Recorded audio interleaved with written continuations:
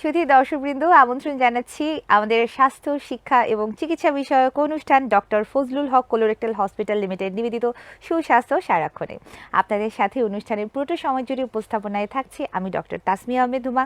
আমাদের সাথে অতিথি হিসেবে আছেন আন্তর্জাতিক খ্যাতি সম্পন্ন এবং জগৎ বিখ্যাত কোলোরেক্টাল সার্জন, যিনি বাংলাদেশ ও উপমহাদেশের পাইওনিয়াল কোলোরেক্টাল সার্জন ডক্টর অধ্যাপক এ.কে.এম. ফজলুল হক স্যার। আর ওনার ব্যাপারে যত বলবো ততই আসলে কম বলা হয়।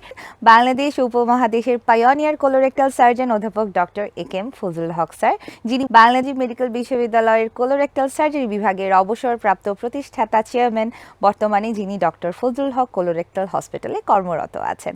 চলে যাচ্ছি স্যারের কাছে। আসসালামু আলাইকুম স্যার। স্যার কেমন আছেন? আসসালামু আলাইকুম দর্শক শ্রোতা, আশা করি সকলে ভালো আছেন এবং আমাদের আলোচনা উপভোগ করবেন এবং এতে উপকৃত হবেন সবাই।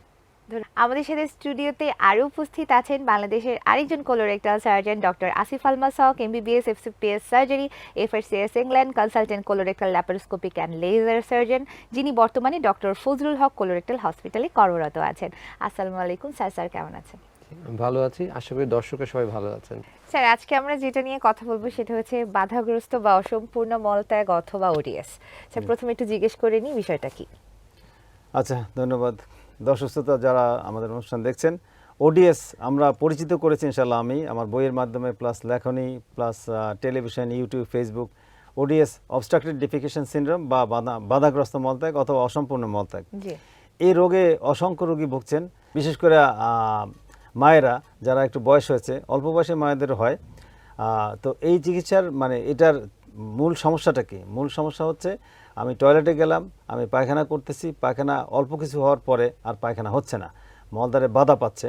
অর্থাৎ পায়খানা করার পরেও কিছুক্ষণ পরে মনে হলো আমার পায়খানা রয়ে গিয়েছে, পায়খানাটা ক্লিয়ার হয়নি। সেই জন্যই এর নাম হলো ওডিএস, অবস্ট্রাকটেড ডিফেকেশন সিনড্রোম। অবস্ট্রাকটেড মানে বাধাগ্রস্ত, আর ডিফেকেশন মানে পায়খানা করা, সিনড্রোম মানে উপসর্গ।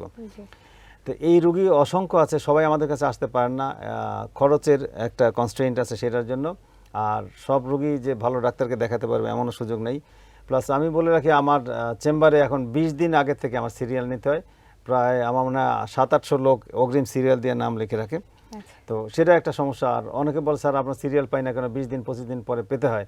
আমি বলছিলাম 18 কোটি মানুষ যদি একজন সার্জনকে দেখাতে চায় তাহলে সেটা তো সম্ভব না, এটা তো এত সিরিয়াল আমি কোথা থেকে দেব? অনেকে দেশের বাইরে থেকেও আপনাকে দেখাতে চায়, তো তারা কিভাবে সিরিয়াল পাবে স্যার? ইন্ডিয়ার অসংখ্য রোগী আমার কাছে আসে, আমি তাদের বলছি মাফ করবেন, আমি বাংলাদেশে 18 কোটি মানুষের চিকিৎসা করতে পারতেছি না। আর দেশের বাইরে মনে হয় 1 কোটি বা 1 কোটি 20 লাখ লোক বাঙালি আছে বাংলাদেশে, এবং তারাও আসে ওখান থেকে, তারাও ওই আত্মীয় স্বজন দিয়ে সিরিয়াল নিয়ে তারপর আসে।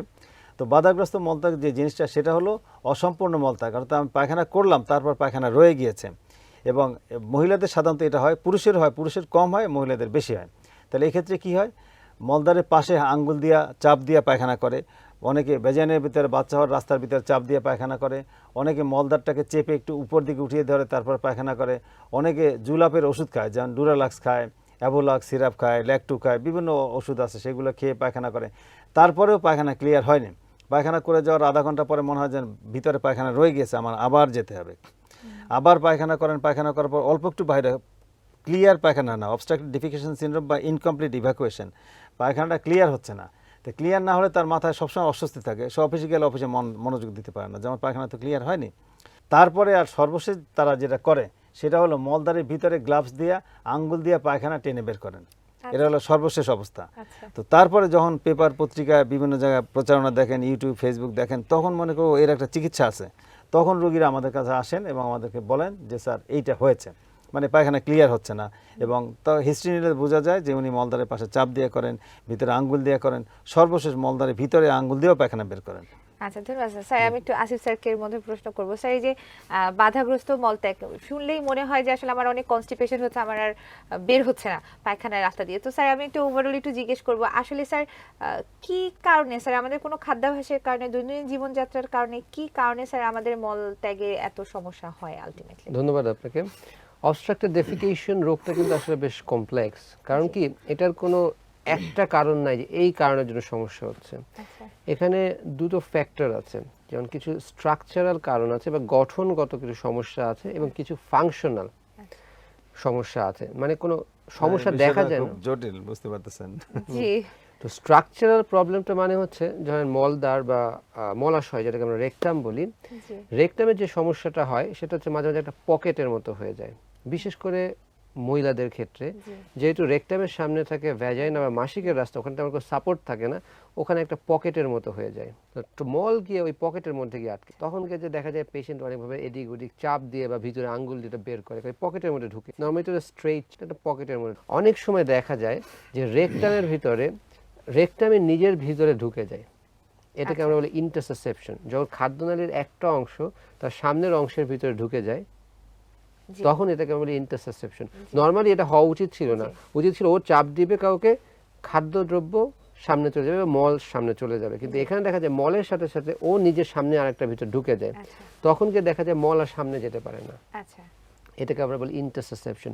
এই দুটো গঠনগত সমস্যা আছে। এছাড়া কিছু ফাংশনাল প্রবলেম আছে। ফাংশনাল প্রবলেম মানে ওর কাজের মধ্যে, কাজের ধরনে এক ধরনের সমস্যা হচ্ছে, কোনো স্ট্রাকচারাল বা গঠনে কোনো সমস্যা নাই। এগুলি বেশিরভাগ ক্ষেত্রে নিউরোলজিক্যাল সমস্যা। এই পেশেন্টের দেখা যায় অনেকেই বলে যে আমার মলের বেগ আসে না, চাপ আসে না, 3 দিন 4 দিন ধরে আমরা খাওয়া দাওয়া করছি কিন্তু মলের কোনো চাপ আসে না। তারপরে একদিনকে জোর করে বা কিছু সিরাপ খেয়ে বা ধুস দিয়ে আবার জোর করে আমরা মল ত্যাগ করা, কারণ কোনো চাপই আসে না। এই ধরনের ফাংশনাল প্রবলেম কিন্তু হচ্ছে। আর আপনি যদি জানেন যে আমাদের মল ত্যাগ বা ডেফিকেশনটা কিন্তু এক ধরনের কমপ্লেক্স নিউরোলজিক্যাল পাথওয়ের মাধ্যমে হয়, যেখানে আমাদের স্পাইনাল কর্ড, ব্রেন, বিভিন্ন জন কাজ করে একই সাথে। হ্যাঁ, তো এই কোঅর্ডিনেশন, ইনকোঅর্ডিনেশন মানে একসাথে যে কাজ করার কথা সেটা কিন্তু হচ্ছে না। এটা আসলে অত্যন্ত জটিল। এখানে আসলে পেশেন্টদেরকে এত কথা বলে লাভ নাই, বাট এরকম একটা ব্যাপার হয় এবং এই ব্যাপারটাকে সলভ করাটাই কিন্তু আসলে রিয়েল চ্যালেঞ্জ। ধন্যবাদ স্যার। আমরা আবারও কথা বলবো এই ব্যাপারটা নিয়ে, একটা বিরতিতে চলে যাচ্ছি এখন। সেই অসুবিধা নিয়ে নিচ্ছে একটা ছোট্ট বিরতি। বিরতির পর আমরা আবার আমাদের আলোচনায় ফিরে আসবো। ততক্ষণে আমাদের সাথে থাকুন, চোখ রাখুন টেলিভিশনের পর।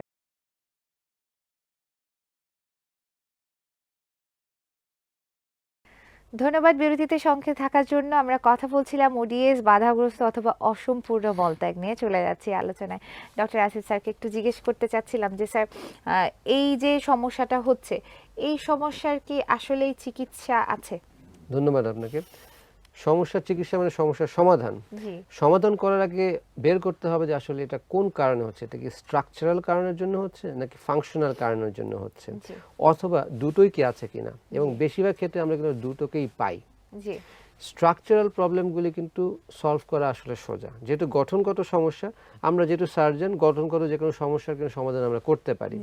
প্রবলেম হচ্ছে এই পেশেন্টের যদি একই সাথে ফাংশনাল প্রবলেমও যদি থাকে। সো এই জন্য আমরা বেশ কিছু পরীক্ষা নিরীক্ষা করি। এর মধ্যে সবচেয়ে ইম্পর্টেন্ট যে পরীক্ষাটা করি সেটাকে আমরা বলি এমআর ডেফিকোগ্রাম, এবং সাথে সাথে কোলোনোস্কোপিও করি। কারণ আমাদেরকে যেটা দেখতে হয় যে খাদ্যনালী ঠিক আছে কিনা, মলদ্বার ঠিক আছে কিনা, সাথে সাথে মলদ্বার যে মুভমেন্টটা, যে কোঅর্ডিনেটেড যে মুভমেন্টটা হচ্ছে, এই মুভমেন্টটাও ঠিক মতো আছে কিনা। এই জন্য এমআর ডেফিকোগ্রাম করা হয়। এটা আমরা ডাইরেক্ট এমআরআইও দেখতে পাই এবং অনেক সময় ভিডিওটাও থাকে, সিডিতে করে দিয়ে দেয়, তাতে আমরা দেখতে পারি যে আসলে সব মুভমেন্টগুলি কোঅর্ডিনেটেড ওয়েতে হচ্ছে কিনা। এটা একটু কমপ্লেক্স, বাট আমি সহজ করে বলার চেষ্টা করব। এইখানে গিয়ে দেখা যায় যে রেকটাম চাপ দিচ্ছে কিন্তু মলদ্বার খুলছে না। এটাই হচ্ছে কি, এরকম আরো বেশ কিছু সমস্যা আছে, বাট আমি সবচেয়ে সহজটা বুঝালাম। ধন্যবাদ। আসলে এগুলা নিয়ে কথা বলতে গেলে স্যার একদিনে আসলে আমরা কভার করতে পারবো না। এখন আমরা অপারেশন সম্বন্ধে বলতে পারি। জি স্যার। জি স্যার। সম্মানিত দর্শক শ্রোতা, এতক্ষণ অনেক আলোচনা শুনলেন যে আসলে কি ঘটনা, বাধাগ্রস্ত মলত্যাগটা কেন হয়, সেটা ফাংশনাল ডিসঅর্ডার কি, স্ট্রাকচারাল অ্যাবনর্মালিটি কি, এবং আমরা ইনভেস্টিগেশন এমআর ডেফিকোগ্রাম করব। এরপরে আসি আমরা সমাধানে। যখন ফাংশনাল ডিসঅর্ডার না, স্ট্রাকচারাল অ্যাবনর্মালিটি অর্থাৎ গঠনগত, আমরা তো সার্জন, আমরা কেটে ছিঁড়ে একদম সোজা করে আবার জোড়া লাগাই দিতে পারি। তো যখন আমরা ধরি যে স্ট্রাকচারাল অ্যাবনর্মালিটি, তাহলে স্ট্রাকচার কি অ্যাবনর্মাল হয়েছে সেইটাকে সোজা করা, সেইটাকে সমাধান করা। তো সেক্ষেত্রে একটা রেক্টোসিলের মতো জিনিস থাকে, অথবা রেক্টোরেক্টাল ইন্টারসেপশন থাকে।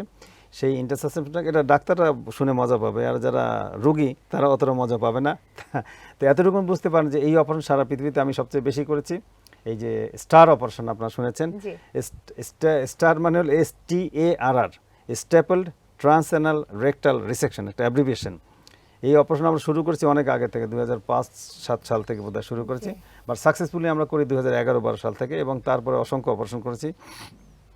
স্টার অপারেশনে এত রুগী আমার কাছে আসে যে আমরা সিরিয়াল দিতে পারি না, 5-7 দিন সিরিয়ালে রেখে দিই, আজকে 2টা করব, কালকে 3টা করব, পরশু 1টা করব, এইভাবে। কেন এটা করতে শরীরে একটু কষ্ট লাগে এবং কি বলে সময় বেশি লাগে এবং একটু চিন্তা ভাবনাও বেশি লাগে। তো এই অপারেশন আমরা যেহেতু এত বছর পর্যন্ত পৃথিবীতে সবচেয়ে বেশি করেছি স্টার অপারেশন, যার জন্য আমেরিকা থেকে রুগী আসে আমাদের কাছে, বাঙালি যারা, আমেরিকান রুগীরা এখনো আসে নাই।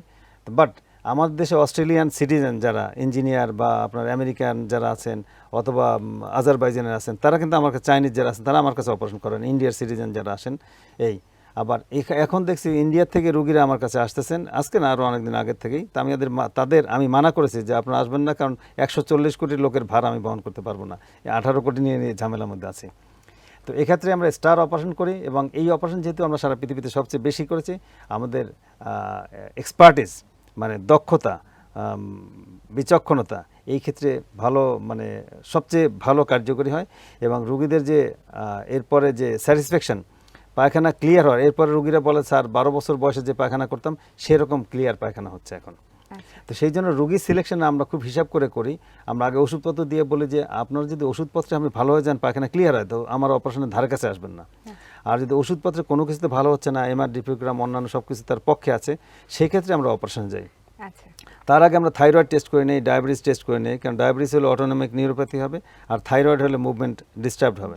সেইগুলো যদি না থাকে তবেই আমরা শুধু অপারেশনে যাই এবং অপারেশন আমাদের সাকসেস রেট আমার মনে হয় 90% অথবা আরও বেশি। আচ্ছা, মাশাআল্লাহ, ধন্যবাদ স্যার আসলে এত সুন্দর একটা আলোচনা উপহার দেওয়ার জন্য। অনুষ্ঠানের শেষ পর্যায়ে চলে এসেছি, বিদায় নিয়ে নিতে হচ্ছে।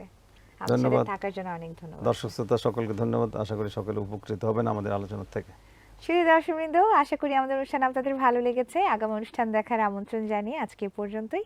ভালো থাকুন, সুস্থ থাকুন, আল্লাহ হাফেজ।